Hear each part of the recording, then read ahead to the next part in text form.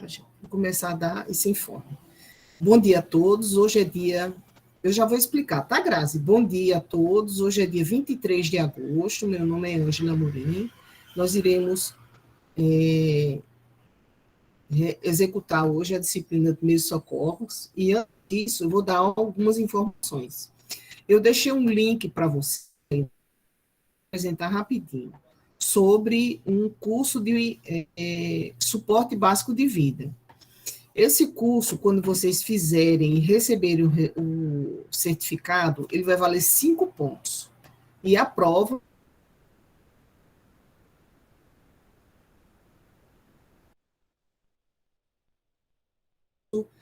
que eu deixei aí é autoexplicativo, mostrar para que vocês possam entender como que ele funciona. E Lígia já deu uma entrada, né? Então, deixa eu verificar aqui se eu já vou mostrar. Cadê?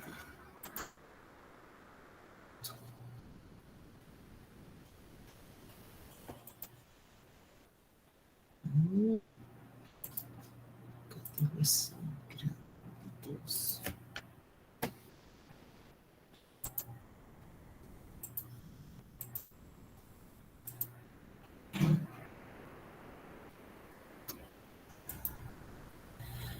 Não sei por que ele não está pegando essa tela. Deixa eu ver aqui.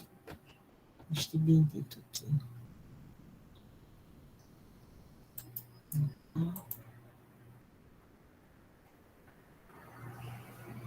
Poxa, não está aparecendo. Mas deixa eu explicar para vocês o que é.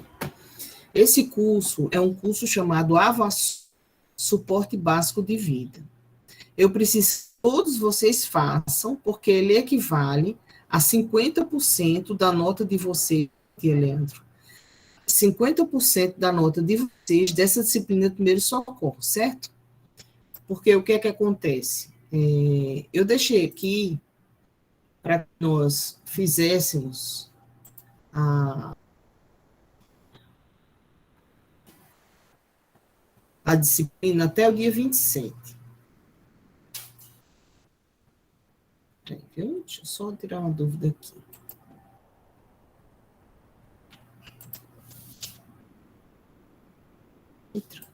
Giselda.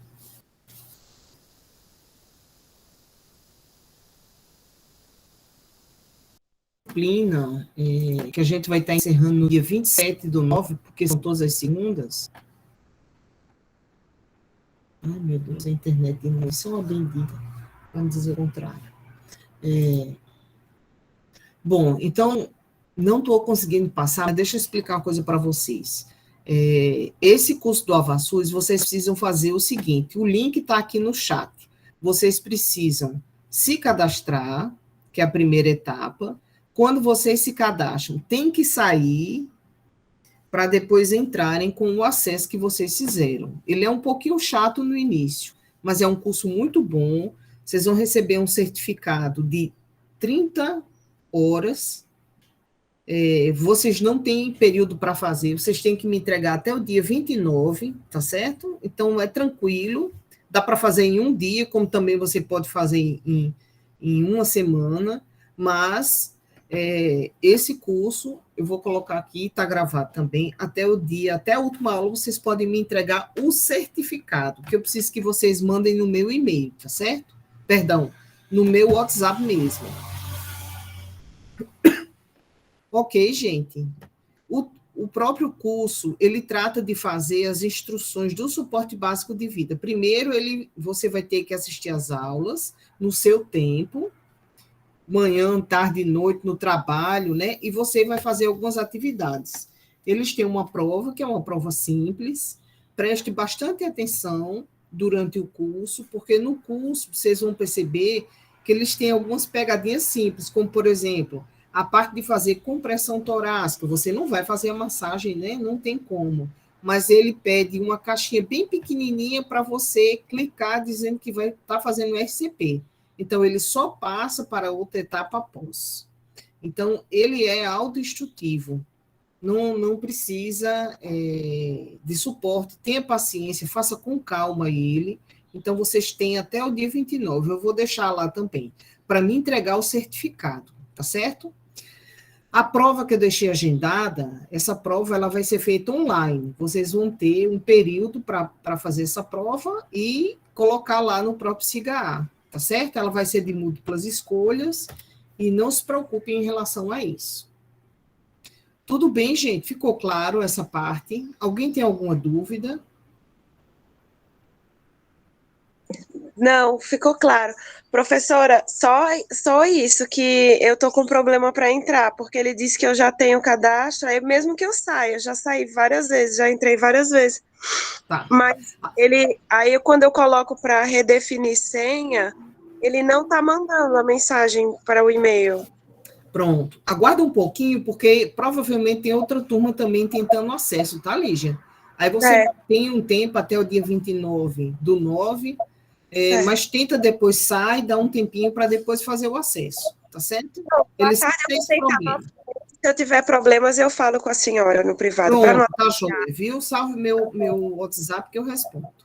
Tá bom, obrigada. Bom dia. Então, bom dia. Então, só vai deixar no chat aí o link?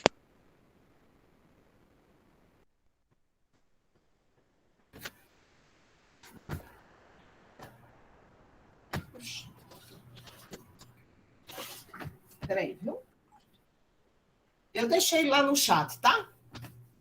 Dá uma verificada Tá. Por favor. Verifica se vocês acharam. Está Eu e direitinho? Renan já colocamos de novo. Tá bom, obrigada, viu, Lígia? Obrigada. Eu vou deixar lá na turma também, tá certo? No WhatsApp, para ver se tem problema. Se tiver algum problema, deixa eu colocar lá, só por... Tatuador de Thales. Pronto, eu coloquei lá também, viu? No WhatsApp da turma. Alguém tem mais alguma dúvida em relação a esse ponto, gente? Eu posso passar. Por mim, pode passar. Eu entrei agora, professora. A senhora falou que a gente precisa fazer esse curso. Eu repito, tá? Isso. A gente precisa fazer o curso para apresentar à senhora o certificado, é isso? Isso. Na verdade, esse certificado do curso, ele vai valer 5 pontos. E a prova, ela vai valer 5. Então, todo mundo precisa me enviar até o dia 29/9. É muito tempo. Dá tranquilamente para mandar. Se não mandar, aí, infelizmente, vai ficar só com os 5 pontos mesmo da prova, certo? Caso dê tudo certo. Certo, obrigado. Ok, imagina. Eu agora vou passar a aula, tá? Eu vou começar como se fosse a avaliação primária, que é o que a gente precisa fazer no atendimento da parte de primeiros socorros, viu? Se tiver alguma dúvida, por gentileza, vocês podem me interromper.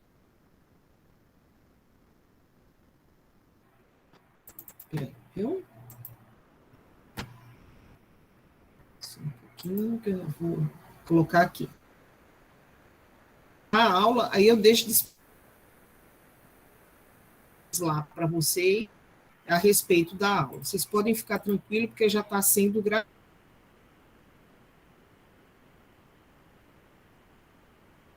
a aula e ela foi autorizada. A gente vai falar hoje sobre o atendimento na parte de primeiros socorros. Então, é muito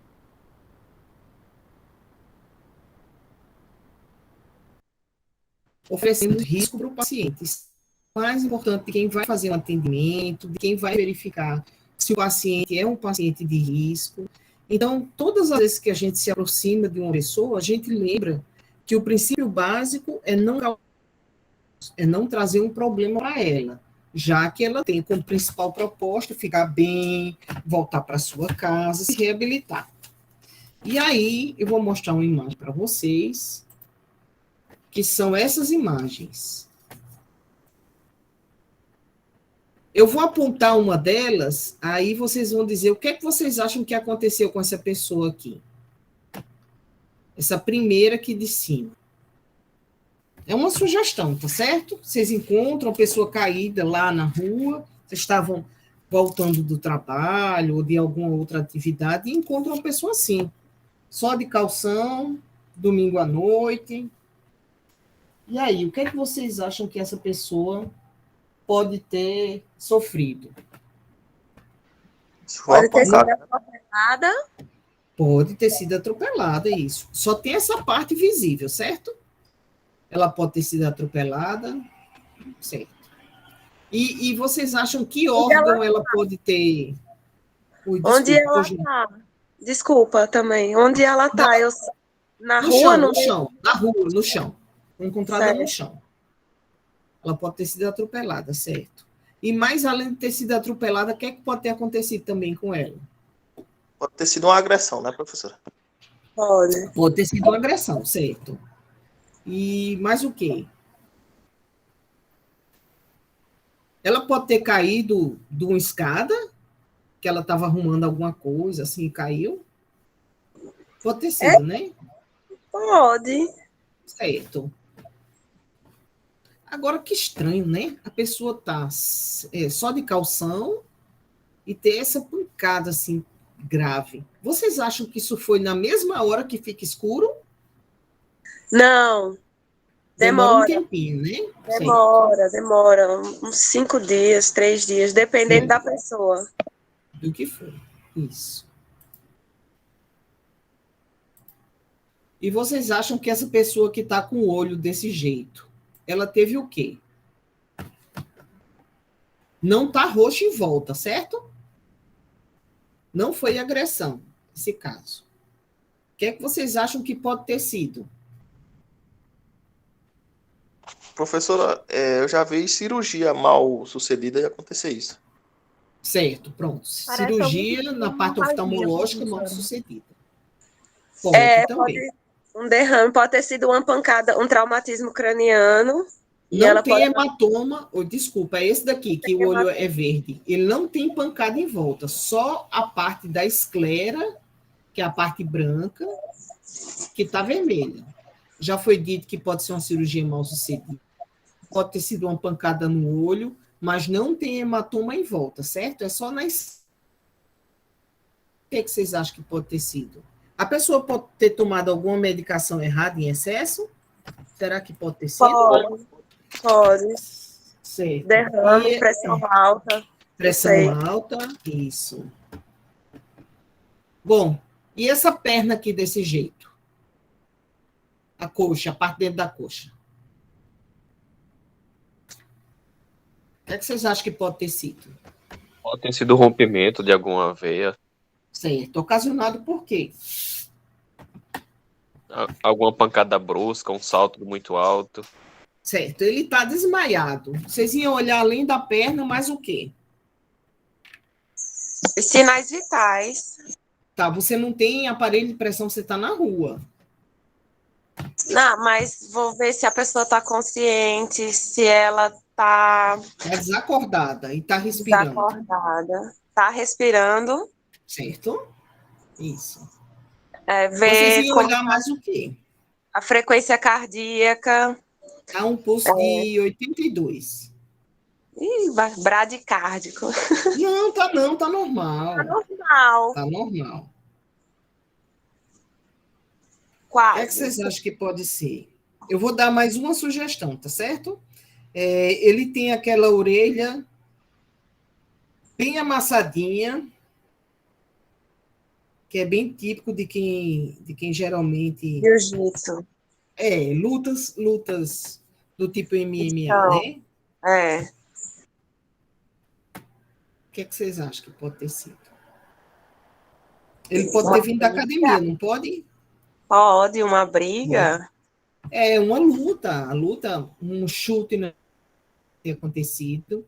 Pode ter sido um paciente que fez cateterismo cardíaco, hematoma.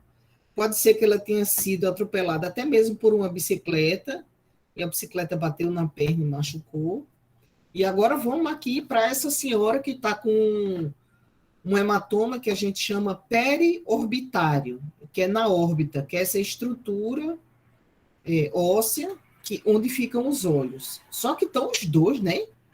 Estranho, né? Meu Deus. Vocês Muito acham... parecida. Aí Ela ela chegou chegou lá. no hospital dizendo que bateu na maçaneta. Tô Pode ter brincando. sido. Ela pode ter sido assim, olha, eu fui agredida. Eu queria que a polícia fosse lá, prendesse meu marido e desse uma surra nele. A polícia não Aí a pode polícia vai lá, não deixa nem ele falar, taca o pau e prende. Só que ela não foi agredida.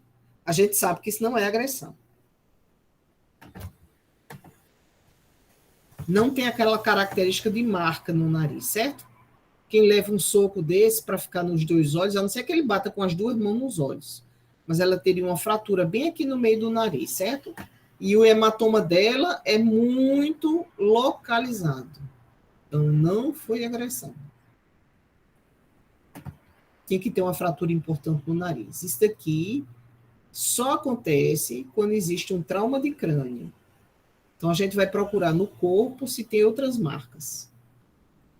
Que elas podem ser características de acidente automobilístico, de atropelamento, onde a base do crânio, eu acho que todo mundo sabe, todo mundo é daqui da região, né? Todo mundo sabe o que é bolacha 7 capas, né?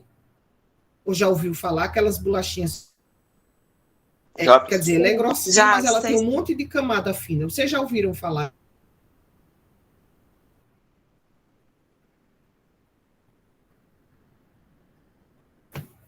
Meu Deus, é a aula do além. Hein, gente? Meu Deus do céu. Oi, não escutei, professora. Não, eu estou perguntando se alguma de vocês conhece um biscoito chamado bolacha 7 capas. Conheço demais. O melhor Sim, professora. que existe. Pronto. A base do crânio, ela é formada por camadas ósseas finas, parecendo uma bolacha 7 capas.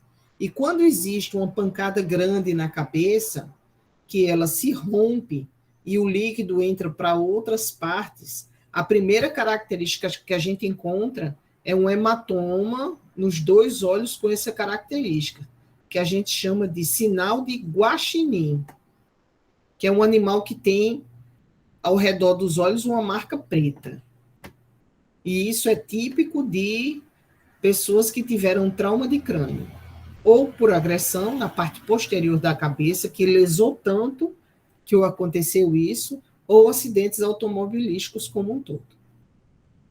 E aqui o braço, né, dá para notar que ele tem uma incisão pequena, muito provavelmente essa senhora teve uma fratura no braço, esse hematoma, né, que não tem menos de 24 horas, e aí a gente vai percebendo que vocês agora não vão apenas olhar, vocês vão ver, vocês vão entender que isso aqui pode ter sido uma agressão, pode ter sido um acidente automobilístico grave, essa pessoa tem uma marca de algum objeto que estava aqui, ela muito provavelmente não pegou essa parte do corpo, de jeito, né, ela deve ter tido um impacto significativo, e vocês podem observar, ó, que até ela ficou fora. Então, a gente pensa em algo que realmente precisa atingir uma velocidade grande para trazer esse dano. Bom, então a gente lembra que toda vez que vocês precisam atender uma pessoa numa situação dessa, vocês têm que ter calma, tem que ter conhecimento para não trazer nenhum tipo de dano, tem que ter um treinamento e, com o passar dos anos, experiência. Absolutamente ninguém vai ter experiência fazendo o curso. O curso ele vai ajudar você a ter conhecimento e você vai treinar suas habilidades e adquirir competência para executar. E, de acordo com a legislação, você vai poder ou não fazer algumas coisas. De posse dessas qualidades que vocês precisam ter, vocês vão poder atender algumas situações de primeiros socorros, ou não vai precisar de absolutamente nada, aferir pressão, verificar oximetria, nada disso. Você vai olhar e vai tentar resolver as coisas mais simples para que, a partir daquele procedimento, o paciente tenha a possibilidade de sobreviver. O profissional que atende a emergência, ele desenvolve a mais importante habilidade, que é saber prioridades. Aí você fala, não, mas prioridade todo mundo aprende com o passar dos anos. Só que você precisa saber muita coisa, o básico, né, para você executar. Quem trabalha na parte de primeiros socorros vai precisar. Deixa eu ver se alguém está perguntando alguma coisa. Pois não, Lígia? Foi sem querer, professora, desculpa. Ah, imagina, sem problema. Então, na verdade, vocês vão do que não pode acontecer se estiver auxiliando uma mulher no parto. Eu escutei um relato hoje de manhã de uma pessoa que um acompanhante foi trocar uma senhora na cama. Só que ela precisava virar. Ela não tinha força para virar. Pediu para uma pessoa ficar de um lado da cama e ela subiu na cama. No que ela subiu na cama, desequilibrou e abriu a perna da coxa até a panturrilha, porque tem um ferrinho na cama, e ela caiu justamente lá em cima. Aí você fala, poxa, eu estou aqui, não tenho nada, né? Eu vou parar esse sangramento, é extenso, o que é que eu vou fazer? Então, quais são as prioridades? Saber se ela está consciente, parar, né? Se ela respira, parar aquele sangramento e verificar algumas coisas. Só que com o passar dos anos, dependendo do tamanho do sangramento, esses protocolos eles modificaram algumas coisas. Como, por exemplo, conceito de prioridade. A gente precisa saber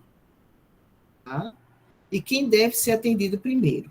Eu tenho certeza que se hoje, né, Deus o livre, mas tivesse um acidente, ou caísse algum local, muito provavelmente vocês iriam atender as crianças, os idosos e as pessoas as mulheres, né, e as pessoas que não conseguem se movimentar. Por exemplo, no tsunami que ocorreu no Japão, quem mais morreu foram os idosos e as crianças, porque eles não conseguiram sair, eles não tinham a capacidade física, nem a capacidade cognitiva de procurar o local para sair, já que veio aquele monte. Já as pessoas adultas do sexo masculino e feminino, eles conseguiriam entender que existia um local que eles pudessem encontrar para segurar ou então subir. Isso não aconteceu com as crianças. Então, o Rio Tsunami foi esse tipo de pessoa. Então, é claro que por várias questões, né? Questão física, questão de se localizar no espaço, né? Criança é dependente, idoso é dependente, paciente com comorbidades como diabéticos.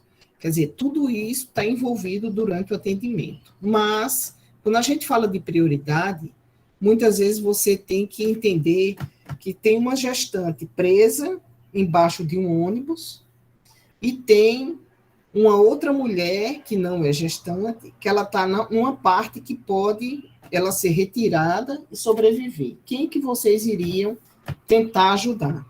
Chamar mais pessoas para levantar um ônibus e tirar a mulher grávida ou ajudar aquela mulher lá de cima?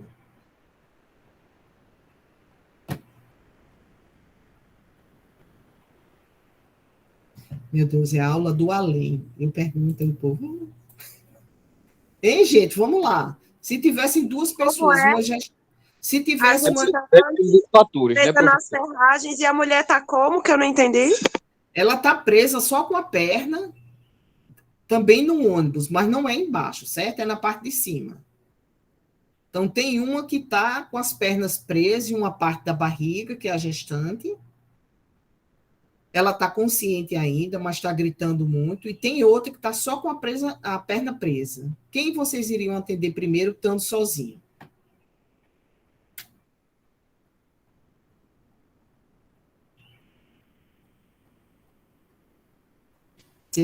A gestante.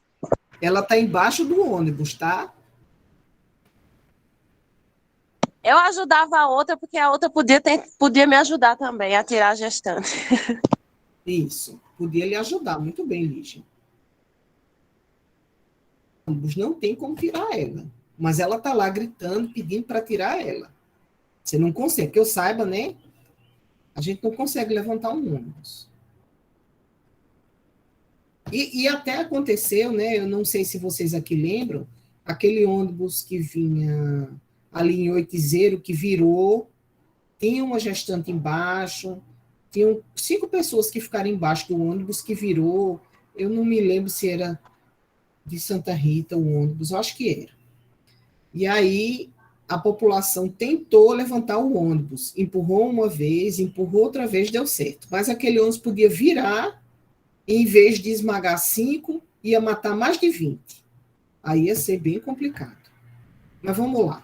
Nós iríamos primeiro retirar a mulher que está em cima. E assim que chegasse socorro, a gente ia tentar retirar a gestante se não tivesse outras pessoas, infelizmente. Então, essa é a diferença de quem trabalha com a área de emergência. Eu sei que se tivesse uma criança embaixo, todo mundo ia deixar de atender quem poderia sobreviver para ir tentar retirar as crianças. Então, esse é o diferencial entre uma pessoa que está treinada para atender emergências, entende de protocolo, e outra que simplesmente, por uma questão de humanidade, né, por outro tipo de observação, iria salvar algumas pessoas. Deixa eu ver se esse vídeo volta. Gente, se tiver com alguma dificuldade no som, avise, viu? Ai, não, peraí. Não é isso não. Vou passar isso aqui, que esse aqui vocês já viram. Era outra coisa. Bom, a gravidade de uma pessoa, como vocês observaram, né? Pode ter sido uma agressão física que a mulher sofreu, aquele homem pode ter recebido uma paulada, uma queda, pode estar envolvido em um acidente. A gente lembra que qualquer órgão, o sistema do nosso organismo, ele pode implicar em doenças graves. Aquele senhor que bateu a lateral, ele pode ter uma lesão no pulmão, ele pode ter uma lesão no baço, pode ter uma lesão no fígado, ele pode ter uma lesão nos intestinos. Como regra geral, essas condições, eles vão se tornar uma emergência, porque dentro, principalmente dentro do tórax e do abdômen, que você não sabe o que está acontecendo, o paciente pode sangrar e pode ter uma condição de agravo. E o que é que vai repercutir esses problemas que são uma emergência? Ele pode ter uma alteração do batimento cardíaco, a pressão dele pode reduzir ou pode aumentar, a parte respiratória, ela vai ter alteração que o paciente vai respirar mais rápido e pode se tornar uma emergência. A gente pode ter entre 60 e 100 batimentos, né? A maioria das pessoas mantém entre 70 e 80 batimentos. Quando ele começa a aumentar, muito provavelmente ele vai ter repercussão em outras partes do corpo. Quando o paciente tem um comprometimento do sistema nervoso central, por exemplo, o paciente que teve um AVC, ele pode ter dificuldade de apertar a sua mão. Se você pede para ele andar, ele vai dizer, olha, eu não consigo, eu estou sem força. E a avaliação nesse sistema cardíaco, respiratório e central pode fazer com que esse paciente tenha repercussões importantes e, então, ele se torne uma prioridade numa... Tudo bem, gente, até aqui? Sim, professora. Posso continuar? Alguém tem alguma dúvida? Certo. Bom, quando um paciente chega na sala de emergência, ou quando ele está na rua, é importante que alguém diga, olha, eu encontrei esse senhor na rua, estava com os documentos, caído com o rosto no chão, eu desvirei ele e eu não achei nada. Mas eu já chamei ele várias vezes, ele não acorda, ele não está bêbado, a respiração dele está ficando fraca, e eu toquei nele, puxei a mão dele e ele está flácido. O braço, a gente levanta o braço solta, a gente chama ele e nada. Não sei o que aconteceu. Aí a pessoa pergunta assim, a senhora olhou a roupa dele? Eu disse, não, eu olhei, ele está de camisa de botão, azul marinho, não vi nada. Aí quando chega no hospital, o pessoal retirou a blusa dele. Quando virou, né, que essa posição é para virar, ele achou um buraquinho bem pequenininho perto da coluna. Adivinha o que era? Ferimento de bala? Exatamente, o ferimento, muito bem lembrado. Um ferimento de arma de fogo. Ele foi assaltado. Como ele reagiu e correu, aí a pessoa atirou. Então, às vezes, o paciente está com a blusa escura e a gente não consegue ver. Mas, no caso, a pessoa virou, né? Porque ele estava com o rosto no chão, a gente não tinha como ver, virou, vocês viraram ele, procurou, não tinha saída, não tinha sangue, que o orifício era pequeno, e aí falaram, olha, homicídio. Aí você fala um homicídio? E onde é que danado estava? Bom, então a gente lembra que a primeira coisa quando se chega perto de uma pessoa é avaliar, examinar ela, o que é que você pode verificar. Uma de vocês disse assim, eu vou checar os sinais vitais. Quando a gente está na parte de primeiros socorros, a gente não consegue fazer sinais vitais. Então, vocês vão verificar que tem coisa muito importante que a gente faz que não precisa de equipamento.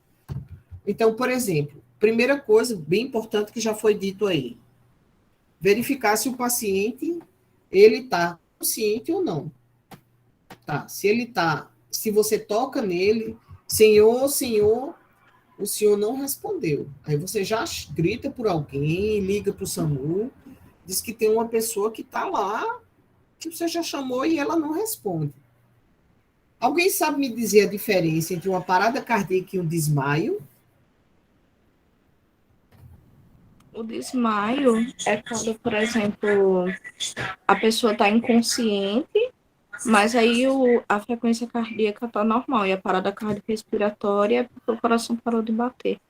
Vamos fazer uma coisa mais simples. Faz de conta que você está na rua e hoje, um exemplo, tá? Que Deus o livre, Deus o livre, Deus o livre. Eu não gosto nem de falar.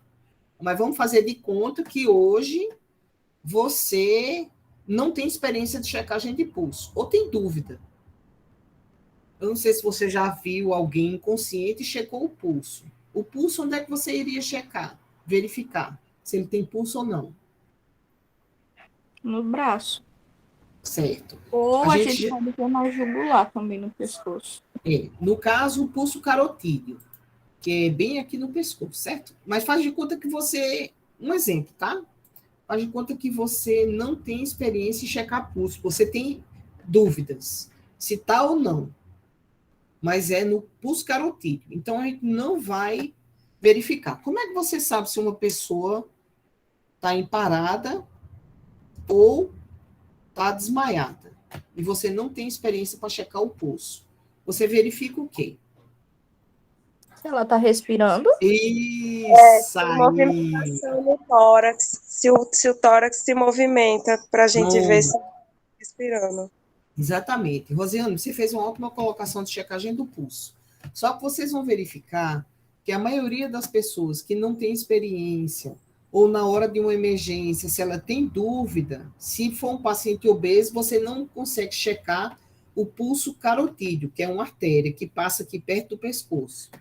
O pulso periférico, que é onde uma delas está pondo aqui a mão, né? Ela, no caso, está só segurando, mas checando, ele não é fidedigno em situação de emergência, porque se a pessoa tiver com frio, se ela não tiver uma boa qualidade de pulso, o primeiro que some é o pulso das extremidades, dos membros superiores.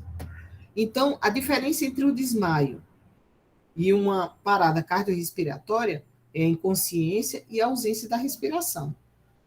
Você muitas vezes deixa de fazer a compressão ou faz a compressão, né, se você tiver experiência com pulso, pela dúvida que você tem.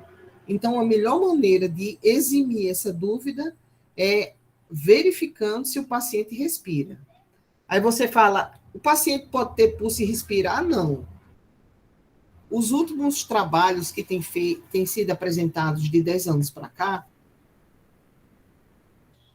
que as pessoas, elas têm muita dificuldade em verificar. Então, a dúvida está sem respirar e está inconsciente, a gente começa as compressões torácicas. É pouco provável que alguém segure a respiração por 30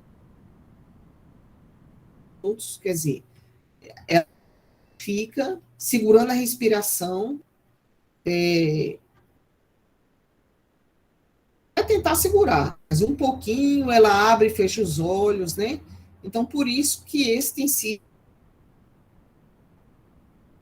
Tudo bem, gente? Sem dúvida até aí. Professora Pois não. Giselda Ferreira, viu? Deixa eu só ver Aqui Oi, Giselda. tá cortando muito. Deixa eu ver se eu entendi. Que a internet aqui é o óbvio. Aqui também, meu. Teve um desmaio, se a pessoa teve um desmaio, ela apaga, mas continua respirando normalmente. Sim. Com pulso e tudo, né? Sim.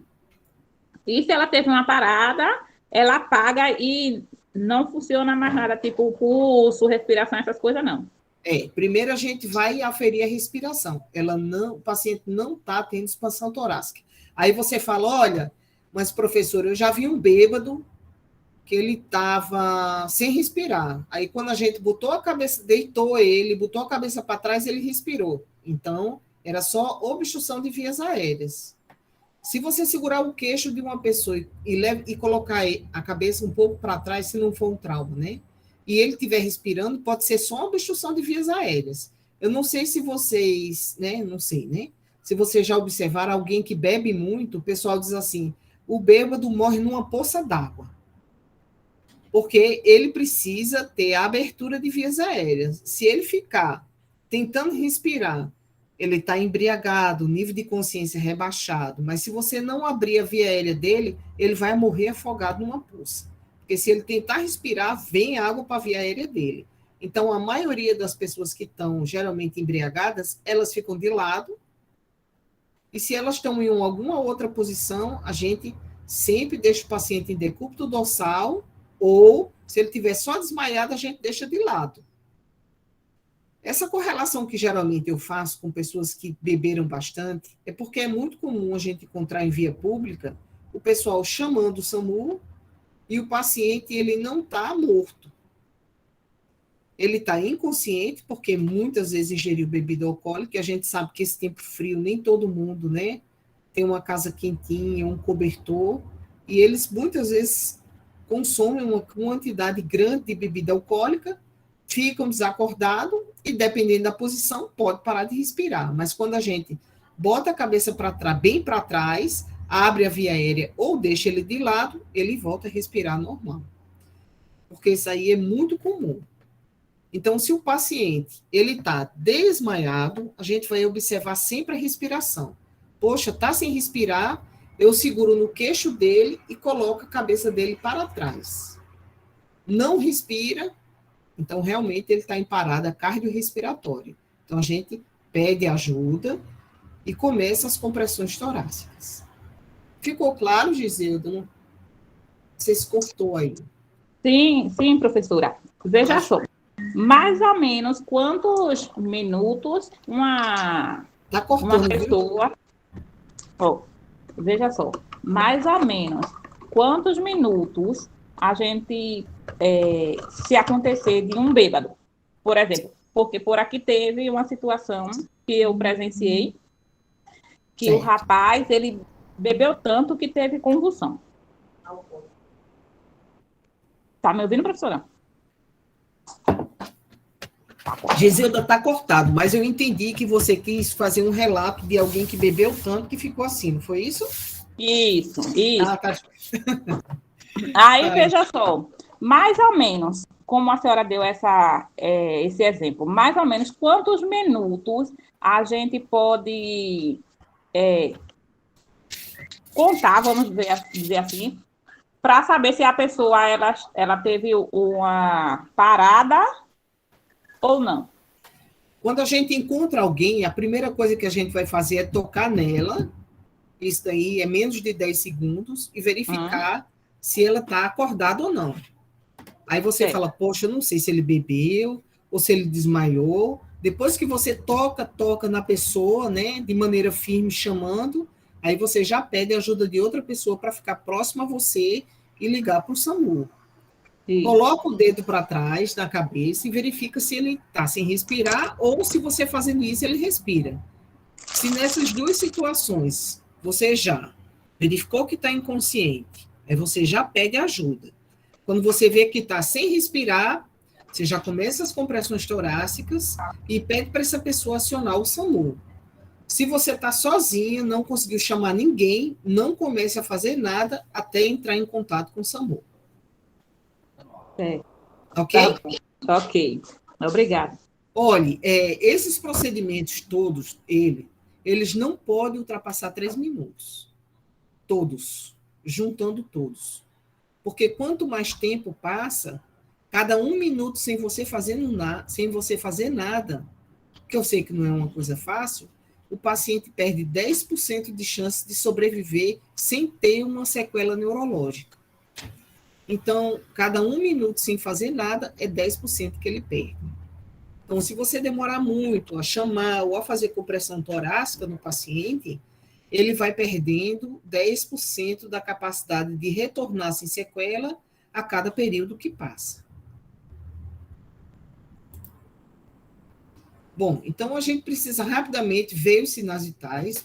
Ninguém, né? Eu acho que é pouco provável que alguém vá no ônibus, para casa, no mercado, fazer feira, comprar carne, pagar as contas com aparelho de pressão dentro. Então, a primeira coisa que a gente observa sempre é como é que estão os sinais vitais do paciente, mas sem necessariamente checar a pressão. A gente vai checar o pulso. O teste que eu sempre recomendo que vocês façam é o seguinte, deixa eu abrir aqui a câmera. Um pouquinho. Eu vou parar a apresentação só para mostrar uma coisa, certo? Ui, peraí, deixa eu abrir a câmera. Quando vocês estiverem com alguém, peraí, viu que eu vou mostrar? Vocês palpem com os 2 dedos, certo? No pulso radial. Peça para alguém abrir a mão e cheque a pulsação das pessoas da sua casa. Criança, adulto, vocês vão ver que eles são diferentes. Por que com esses 2 dedos? Porque esses 2 dedos têm uma irrigação menor em relação à circulação da mão. Então, tem gente que coloca o dedo polegar, a gente não recomenda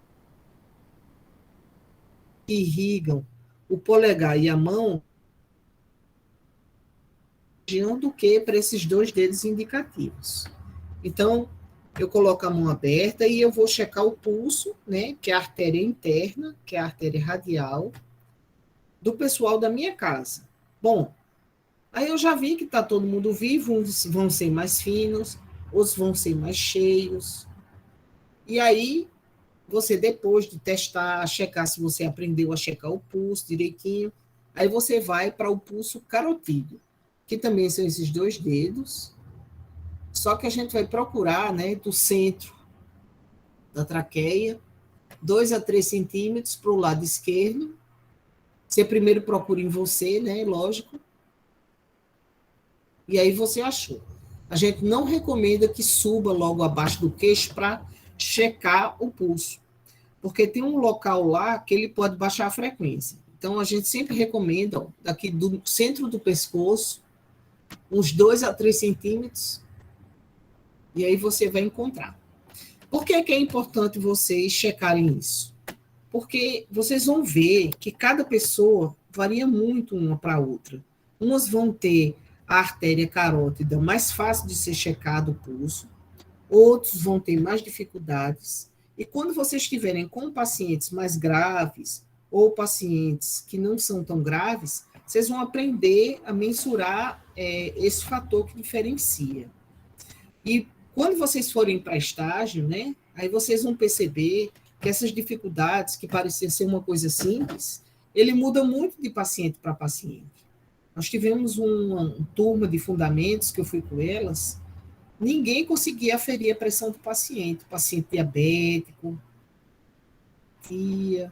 uma perna amputada, ia amputar o braço. Então, esses diferenciais, a gente precisa treinar em casa, de checar pulso. Se alguém está dormindo, a gente dá uma olhada para verificar e aprender a reconhecer a frequência respiratória, que pode parecer uma coisa simples, né? Mas não é. Vamos lá, continua.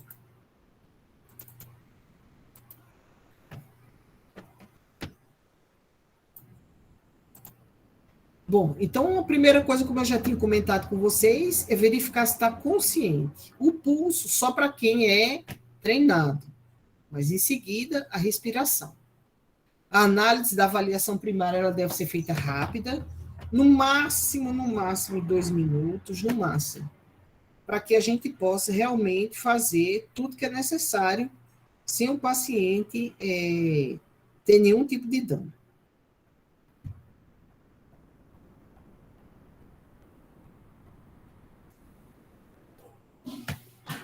Bom, e aí, como eu já tinha falado para vocês, né? A primeira coisa que a gente vai ver é se ele está respirando. Abrir a via aérea, que é colocar o dedo no queixo e levantar a cabeça para trás para verificar se ele respira. Verificar se ele tem sangramento. E se você tiver treinamento, você checar o pulso. O pulso só pode ser checado em até 10 segundos. Em 10 segundos, você tem que realmente tentar resolver essa situação, verificar se ele tem ou não. Não adianta, chequei no pescoço, não acho. Chequei o pulso no braço, eu não acho. Então, o que é que eles hoje estão recomendando? Existe uma coisa chamada garrafamento, que foi observado que muitos pacientes morriam por sangramento que poderiam ser cessados, principalmente nos braços e nas pernas. Eu não sei se vocês, eu não vou passar não, porque eu acho muito cruel. Vocês já viram na internet aquele vídeo do tubarão que atacou, várias pessoas na praia em Recife. Algum de vocês já viu? Eu vi as fotos da Certo. pessoa, né? Infelizmente tem o vídeo não é muito legal, é muito triste, né? A moça morre do sangramento e não dá nem para fazer nada. Uma moça que depois eu mando o link, tá certo? Para quem tiver interesse. Então, a maioria das pessoas que observam que o paciente, por exemplo, o tubarão mordeu a perna, né? Pode ser um acidente de carro, pode ter sido qualquer coisa. Então, eles decidiram, na verdade, fazer uma modificação e colocar, antes de abrir vias aéreas, ver ventilação e circulação, colocar um X aqui na frente. Porque eles verificaram que imediatamente o sangramento, quando ele não é estancado, o paciente nem consegue receber uma massagem cardíaca. A moça, ninguém lá na praia de Recife tinha esse material que eu vou mostrar para vocês. Se tivesse, talvez ela tivesse alguma chance. Se bem que o tubarão mordeu a perna dela e até ela chegar, né, na embarcação e na terra, ela perdeu praticamente os 5 litros. Mas tem muitos relatos. Pois não.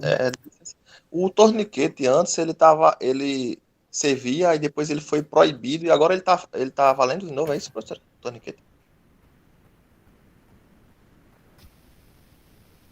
Se eu vou conseguir.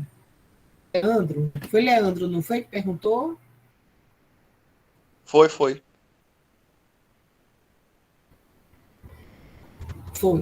Pronto, tá. Deixa eu falar para você. Leandro, antigamente as pessoas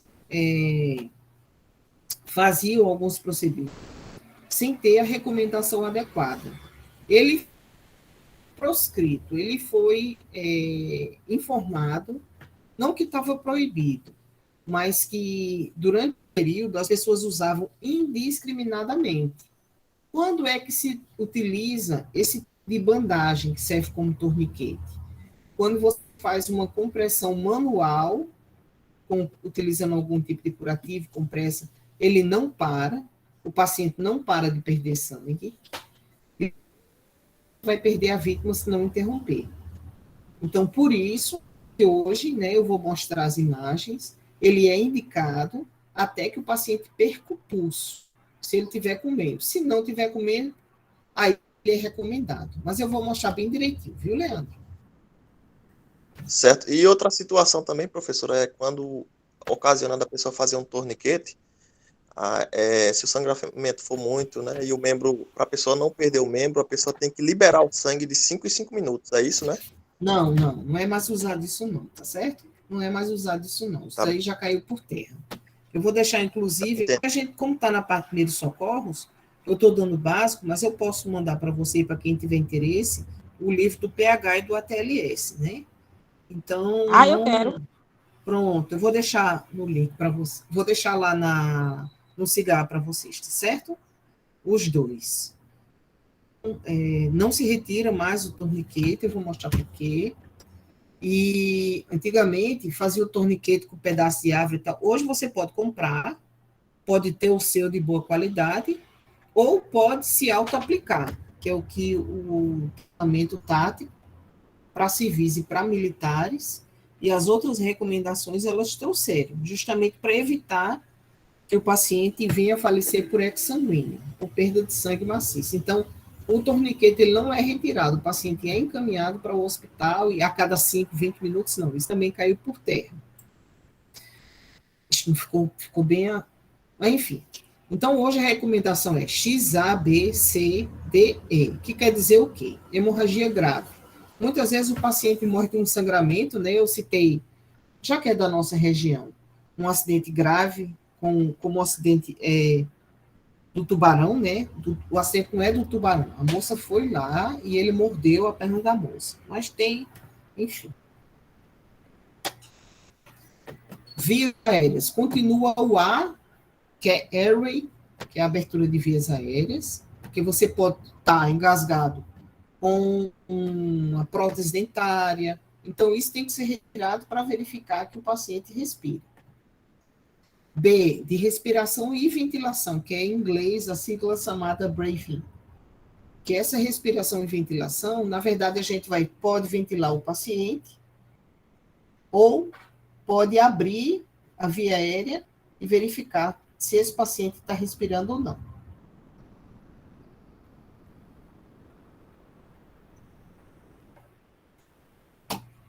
C, de circulação, né? Que é o circulante. É para justamente parar os outros sangramentos ou acesso venoso. Antigamente, foi Leandro, não foi que perguntou? Cadê Leandro? Foi você que perguntou, não foi? Foi eu, Leandro. professor. Antigamente, Leandro, o pessoal falava, colocar 2 acessos venosos, soro, não era isso? Não sei se você chegou a fazer algum curso. Antigamente, colocava 2 gel calibrosos no braço, colocava soro. Hoje, não mais. Não é recomendado. No máximo, um catéter número 18, e não é para fazer com que o paciente tenha um aumento significativo. Muitas vezes, manter uma pressão arterial estável, sem que ela se eleve, ou aumente o sangramento, é mais importante do que colocar 2 acessos calibrosos e jogar soro no paciente. Aquilo dali pode aumentar o sangramento, porque aumenta a pressão, já que tem muito líquido circulando. Então, no caso, tem que segurar, não é, professora, o sangramento, né? Sim, é porque, no caso, vai se usar o torniquete que eu vou mostrar, tá? Para parar a hemorragia, que é a primeira coisa que a gente faz se for nas extremidades do sangramento. O C de circulation relacionado a sangramento é repor o que provavelmente o paciente teve de lesão. Então, a gente não coloca muito soro. E também, se o paciente tiver tido uma lesão no fígado, ou no baço, ou em alça intestinal, não dá para parar o sangramento, que ninguém pode botar a mão dentro da barriga. O que vai fazer é correr soro, mas não tanto como antes. Bom, a contenção da hemorragia grave, a gente precisa realmente ter um manejo. Apesar da obstrução de vias aéreas ser responsável pelos óbitos, em um curto período de tempo, o que mais mata nos traumas são as hemorragias graves. Então, esse daqui é um equipamento, né? Existiu o torniquete, né? Mas agora, esse tipo de equipamento tático, ele é vendido, né, para quem quiser comprar, no seu preço. Os meninos até tinham me encaminhado. Então, você sozinho pode fazer com que esse procedimento seja executado até perder o pulso, e os membros inferiores, né? Quem levar um tiro, pegou uma artéria, pegou estruturas importantes, a pessoa pode ser resolvido com isso. Claro que tem que passar por um treinamento para ela entender o uso. Não, antes disso, para entender a indicação, a contraindicação e o seu uso. Então, isso, quando é utilizado o torniquete, que no caso é esse aqui, ele realmente salva muitas vidas. E aqui tem como estar e o paciente vai com ele. A parte de abertura de vias aéreas e proteção na coluna, né? Sempre a gente, eu disse, ele podia estar bêbado, e aí a gente coloca o dedo no queixo, na parte da cabeça dele. É justamente para verificar se a via aérea, ela fica... Às vezes, quando a cabeça dele está normal, quando a gente fica como vai dormir, a primeira coisa que a gente percebe é que essa... Desculpa.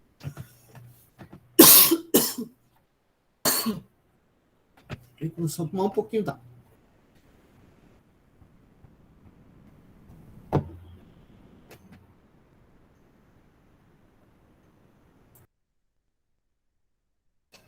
Desculpa, gente. Então, essas duas manobras aqui, de elevação do queixo e elevação da mandíbula, elas são utilizadas quando a pessoa tem uma situação de trauma ou quando não tem, e a gente precisa verificar se fazendo isso, a pessoa consegue respirar adequadamente. Já essa outra aqui, esse objeto chamado colar cervical, é um equipamento em que ele geralmente serve para proteger a parte antero-posterior, para frente e para trás. Ele evita que a pessoa se movimente em até 85%. Não lateral, mas para frente e para trás.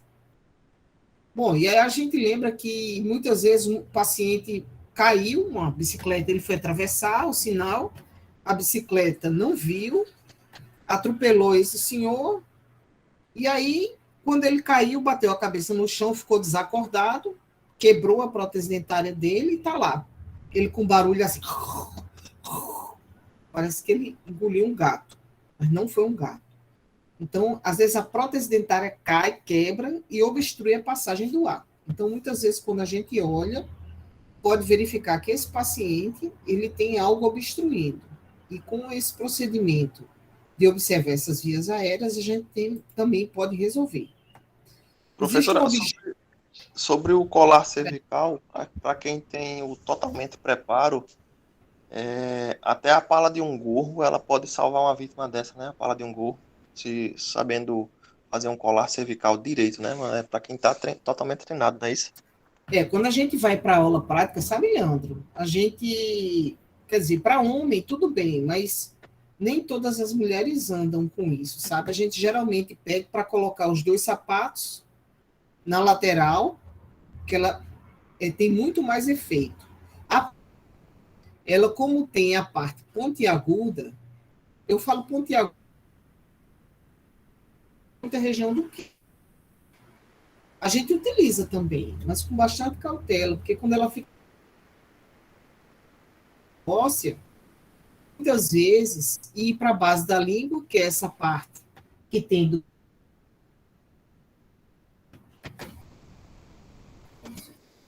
Peraí, viu? Só um momento.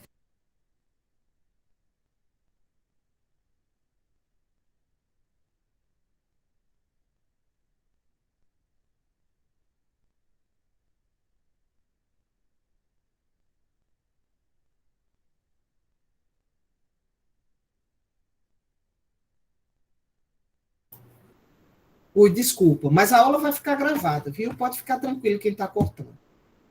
Desculpa aí, viu? Interrompi. Pois é. Eu acho que é para cá, gente. Desculpa, viu? Vê se melhor. Melhorou. E eu estou ouvindo cortado também. Tá dando para ouvir ou tá cortando ainda? Dá para ouvir sim, professora. É porque Tá cortando. às vezes corta, às vezes trava. Tá, é a internet mesmo, por isso que eu pedi para começar. Peraí, viu? Deixa eu tirar o fone de ouvido. Deixa eu ver se fica melhor. Tá melhor assim, gente? Vocês ouvindo? Tá sim. Tô Então escutando, pronto, mas é o fone. Eu vou tirar o fone, tá certo? Bom, o que é que acontece? Deixa eu só melhorou. Pronto, eu não vou usar mais esse fone, não. Esse fone tá dando problema. Então, só voltando aqui para Leandro. Leandro, maioria das vezes a gente utiliza o boné, saber muito bem, porque como ele e para cortar também tem que alguém andar com tesoura, ou dependendo como for, pode fixar bem na região do mento, mas pode ser sim, com bastante informação. Aqui são algumas imagens, né? Só mostrando que a gente precisa realmente deixar o mais reto possível, evitar manusear o paciente se você não tem treinamento e não tentar fazer nada sozinho, justamente para reduzir esse risco. Então, a respiração é algo de extrema importância. Verificar algo simples como os movimentos torácicos, verificar se a pessoa ela tem alguma cianose ou se está roxinha a ponta da extremidade dela, se ela tem a região do pescoço que está reto, mas a traqueia está desviada, verificar se a pessoa faz muito esforço para respirar, isso também é bem importante. Então, essas informações que parecem ser simples, elas podem, na verdade, fazer toda a diferença. Alguém que está fazendo um esforço com a musculatura acessória, batendo asa de nariz, ela pode estar fazendo um esforço e estar inconsciente, e isso é um mau sinal. Pode, muitas vezes, mostrar que esse paciente pode parar de respirar a qualquer momento. Então, a gente sempre verifica se o paciente, né? Claro que não dá para fazer palpação, ausculta no pré-hospitalar ou na parte de emergência. Mas é bem importante a gente lembrar que procedimentos simples de ventilação e oxigenação, eles são necessários para fazer com que o paciente mantenha seu nível de consciência associado a outros sinais. Então, se o paciente inspira adequadamente e expira, isso é um bom. Se ele faz os procedimentos rápidos ou lentos, isso vai diretamente interferir na troca de oxigênio para esse paciente. E aí a gente geralmente já vomitou, se tem história de sangue na boca, corpo estranho nessa região, se ele tem relato, né, de queimadura no rosto, isso também compromete a via aérea. Se ele tem alguma lesão na cavidade oral, eu me lembro que eu já fui atender uma ocorrência que uma criança estava correndo com aqueles palitinhos que ela estava comendo churrasco. E aquele palitinho ficou preso no céu da boca da criança. Então, é muito difícil, realmente, esse tipo, né, de lesão que pode ter sido só espetado, mas dependendo da área pode comprometer. Então, a gente observa escoriação na região do pescoço, hematoma, alteração no padrão da respiração, movimento abdominal e o uso de musculatura podem geralmente mostrar que o paciente pode ter um agravo das suas condições. E aí, essas manobras que elas são feitas, como essa segunda aqui que eu estou apontando, elas são para os pacientes que não sofrem trauma, não têm um acidente, eles podem utilizar. Então, hoje, quando é chamado o serviço de atendimento móvel às urgências, ele é justamente porque é lá que tem os equipamentos, a equipe treinada, espera-se que a equipe esteja toda treinada, e a legislação que realmente é a coberta. Existem algumas pessoas que andam com equipamento no carro, né? Com luva, tudo bem, mas que andam com alguns equipamentos no carro, para caso tenha algum acidente. Mas isso geralmente é um problema, porque se você colocar um colar cervical, ou se você calçar sua máscara e colocar uma cânula de Guedel na boca de uma pessoa, você vai poder fazer o que mais, né? Você precisa ter AMBU, você precisa ligar para o SAMU, uma série de procedimentos. Então, muitas vezes, só aplicar o básico já pode resolver. Então, para a gente verificar se o paciente está respirando, a gente observa a frequência, se é rápida ou se é curta. Como é que ele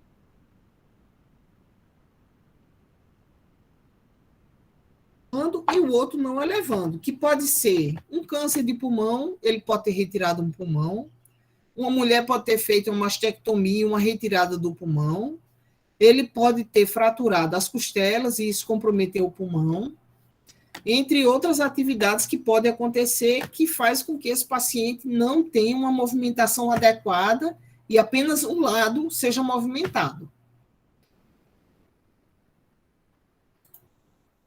Bom, na parte de circulação, a gente realmente precisa controlar a hemorragia, mas não hemorragia de estancar. Porque quando a gente consegue apenas fazer externamente, está tudo ok. Mas ninguém consegue parar um sangramento no fígado, não dá. Um sangramento no pulmão, não dá. Um sangramento na alça intestinal, não dá. Tem que realmente colocar um acesso venoso, o soro não precisa correr mais rápido como era antes, e o paciente ser encaminhado para o hospital para o tratamento definitivo. Por último, a gente vai verificar, né? A maior complicação devido à perda de sangue é observar se o paciente tem algum tipo de comprometimento, né? Em alguns slides atrás, eu disse que os principais sistemas que vão ser afetados vai ser o circulatório, o respiratório e o sistema que mais se comprometem. Então, a gente lembra que se não tiver sangue circulando, o oxigênio. Lembrar de confiar exclusivamente na pressão sistólica como indicador. A gente já pode ter perdido 30% de sangue e a pressão, às vezes, vai estar normal. Então, é importante para ter umidades para reduzir o risco de que, quando o paciente abruptamente baixar a pressão no hospital, aí o paciente já perdeu tanto sangue que ele vai ter outras complicações. Né? Ao contrário, todo taquicárdico, ele está em choque. Então, se você encontra alguém fria, uma frequência elevada, e teve envolvido em algum acidente, sinais de frio e frequência cardíaca elevada, ele já está com sinal de choque, que é uma perda importante que o paciente tem. Então, muitas vezes o paciente tem alterações importantes. E aí alguém vai perguntar assim, qual é a diferença entre o X e o C? Pois não? Tem alguma dúvida? Falhou, não deu para escutar a sua última frase. Continuar? Pois não, Rosiane, tem alguma coisa aqui que não ficou claro? Avisa, viu? A sua última frase não deu para compreender, que estava falhando. Poxa vida, eu tenho que tentar resolver isso. Deixa eu... Falei. Sim, Rosiane. Ah, tá. Eu estava dizendo... Ele tem alterações circulatórias, elas são muito importantes. E que o paciente se traumatizado, principalmente de um acidente de carro, quando ele está com a pele fria, elevada, ele já está com um quadro de choque, quer dizer, ele perdeu muito sangue. A gente não precisa ficar esperando o paciente ter alterações importantes. Por isso que deve ser acionado o mais rápido possível para ser encaminhado ao SAMU. Para o SAMU encaminhar ele para o hospital. Eu vou deixar a gravação, tá, Alziane? Aí a gente dá uma verificada. Bom, a diferença entre o C e o X é que o X se refere a hemorragias externas grandes, do tipo membros superiores e membros inferiores. Não dá para fazer um garroteamento na cabeça, né? Nem nenhum procedimento. Já o C, ele se refere a hemorragias internas, onde deve-se investigar perdas de volume sanguíneo não visível. como pelve, abdômen, né? Esses são os principais. O D, que é sobre disfunção neurológica, então ele faz com que você avalie o nível de consciência periodicamente. Às vezes o paciente estava conversando com você, olha, ligue para minha família, avise que uma bicicleta me atropelou, mas que eu vou ficar bem. Aí passaram-se 5 minutos, o SAMU não chegou, você está lá com esse senhor que a bicicleta bateu, o cara da bicicleta está lá, e ele está dizendo que está com um pouco de frio, que tenta aquecer ele, né, que ele está desconfortável, aí daqui a pouco você tenta conversar de novo, ele já rebaixou o nível de consciência. Então, a gente vai verificar através da consciência, ela também é um bom preditor, mas não é único. Se ele tem que tem reatividade diferente, a gente vai verificar se aquela bicicleta que bateu nele, ele bateu a cabeça desse senhor, problema importante cerebral. O objetivo é minimizar a chance, né, de que esse paciente tenha mais alguma complicação. As pupilas aí ao lado, dá?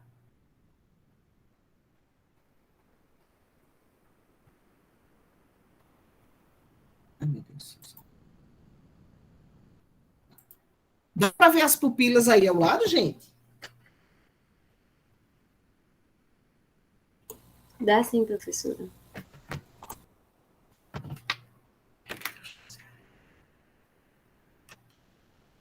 Dá para ver, professora.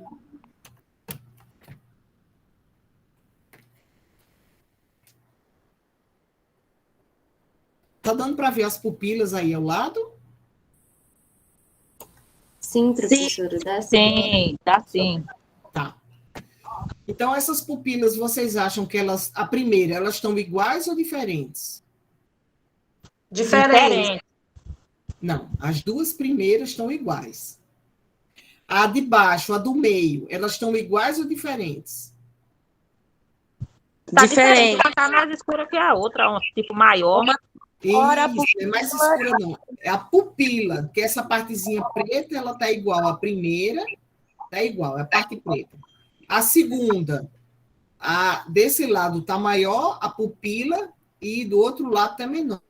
E esse aqui, tá diferente ou igual? O último, de baixo. Diferente também. Tá diferente também. Uma tá menor do que a outra. Então, a gente sempre vai verificar se o paciente tem história de bebida alcoólica, se ele tem epilepsia, se ele está com infecção, se ele teve uma overdose de drogas ou de alguma medicação, se ele tem um problema nos rins, se ele teve trauma, se ele é diabético, se ele tem um quadro de psicose, toma algum medicamento, ou se ele teve um AVC. Então, sempre a gente vai verificar o nível de consciência do paciente, a gente vai verificar se ele tem perda de força. Quando vocês estiverem no hospital, a gente vai verificar a glicemia e a gente sempre vai observar se o paciente é ou não usuário de droga. Deixa eu conversar um assunto aqui com vocês que é um pouco delicado para todos nós. Aqui, principalmente no Nordeste, a gente, quer dizer, no mundo inteiro, mas enfim, nós não temos o hábito de perguntar aos pacientes se eles usam algum tipo de droga. A pessoa vai se ofender, vai querer processar, é um problema, né? Mas, na verdade, isso é comum que a gente pergunte. Você não está fazendo juízo de valor, mas você precisa fazer constar que o paciente não é usuário de droga. Por quê? Às vezes, algumas medicações e procedimentos são feitos e o paciente não avisa que usou droga, que usou cocaína, que usou LSD, que usou docinho, que usou outras drogas, que a gente sabe que ele usa, o paciente nega, e aí ele vai para o centro cirúrgico, recebe uma medicação, só que ele já tinha consumido droga. Aí o paciente fica louco, dá um maior trabalho, tem efeito rebote. Então, infelizmente, para alguns pacientes a gente precisa perguntar. O certo era que fossem todos. Mas, como não é comum perguntar, a gente geralmente acha que é ou não é, ou então avalia o paciente e adiciona que existe com um quadro sugestivo de utilização. Droga pode ser qualquer coisa. É uma droga. Bom, por último, a letra E, que a gente chama de exposição total do paciente, a gente vai olhar no corpo. Lembra que eu falei aquele paciente que a gente encontrou na rua, estava vindo do trabalho, aí ele estava com o rosto caído, quando a gente desvirou o paciente, estava tudo bem. Quando o pessoal chegou no hospital, tirou a blusa, a roupa do paciente, quando foi olhar atrás, o paciente tinha um furo, que não foi olhado, né? E aí foi verificado que ele levou um tiro nas costas. Então, a gente tem que se lembrar que toda vez que a gente expõe alguém, né, a primeira observação importante é que a gente não deixe o paciente exposto, né, por conta da hipotermia, e também tenha cuidado para preservar o paciente, não deixar o paciente com, né, a parte, no caso das mulheres, a parte do seio, dos braços, o abdômen, né, tentar cobrir o paciente o máximo possível. Ele deve avaliar sinais de trauma, sangramento, manchas na pele, não fazer juízo de valor, certo? Alguém pode realmente ter sido agredida ou ela pode ter sido atropelada.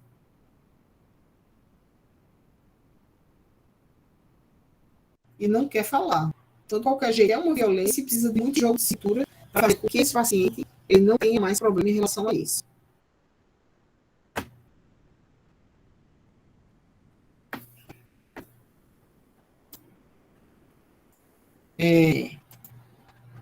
Por último, é uma avaliação que a gente chama de sample.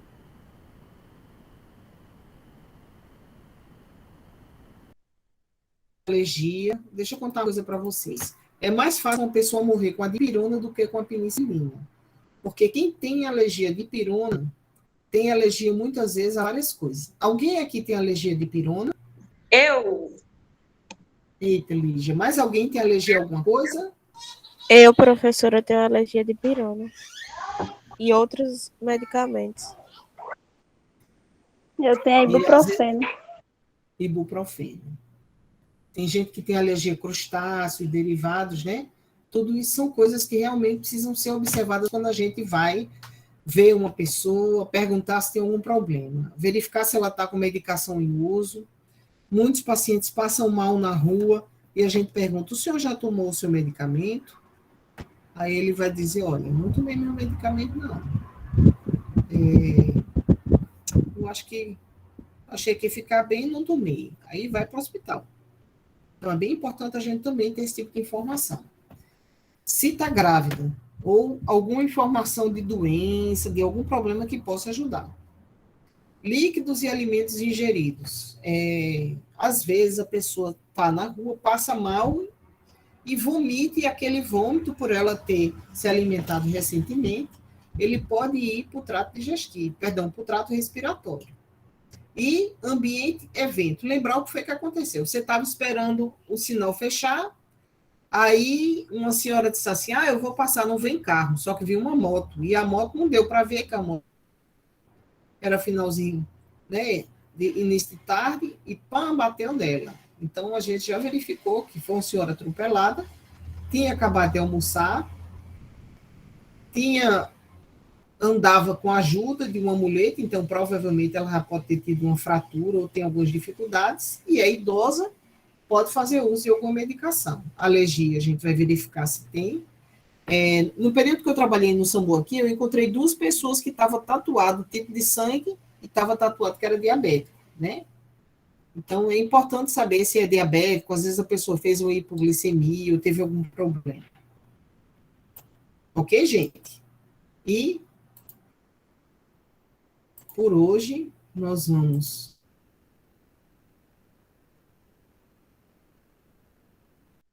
tentarem acessar lá o AvaSUS para fazer com que a gente consiga desenvolver essa atividade.